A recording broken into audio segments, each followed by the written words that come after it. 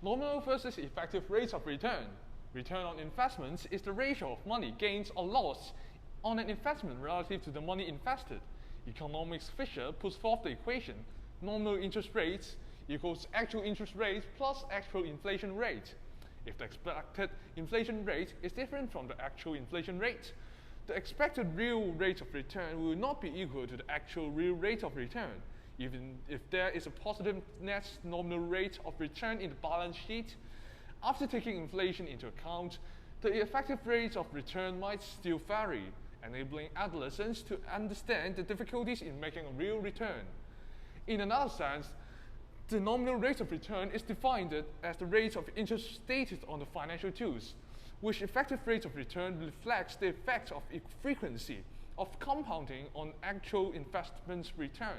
Knowing the fact that the more frequent interest is compounded, the larger the final amount will be, we should therefore always consider the effective rate of return than the nominal rate of return when comparing benefits.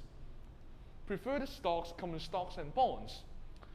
Both common means of raising capitals is shares and certificates of ownership, and bonds are certificates of debt. Stocks can be generally distinguished as common stocks, preferred stocks. Common stockholders of a company have the voting rights in important decisions made by the company at annual general meetings and selecting board of directors, but receiving dividends only when declared. Unlike common stockholders, preferred stockholders receive dividends at a fixed rate and in a higher priority, which tends to enable them to yield more dividends than common stockholders, but having limited rights. While preferred stock pays set dividends, bonds offers investors a regular interest payment. A corporate bond is debt security that a company issues and makes available to buyers. Bonds are redeemed on maturity dates, and the guaranteed interest enables investors to lower risk. If the company declares bankruptcy and undergo liquidation, bondholders are of higher priority than shareholders upon payment. Present value and future value. By undergoing investments, a dollar received today can be worth more than in future through earning interest. The process of reinvesting interest into markets to make even more money is called compounding, so that we can predict the future of your capital. Conversely, through discounting, we can find how much money was originally needed to compound to the targeted amount in the future.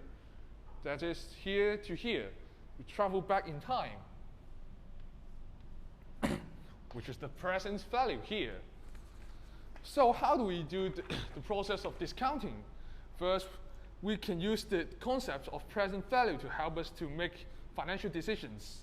First, and it includes determine the cost of investment, estimate the total cash inflows from the investment, estimate the market value of the investment, calculate the present value and total net cash inflows, and market value of investments divided by its estimated interest rate, thus the total PV, the present value on the maturity date.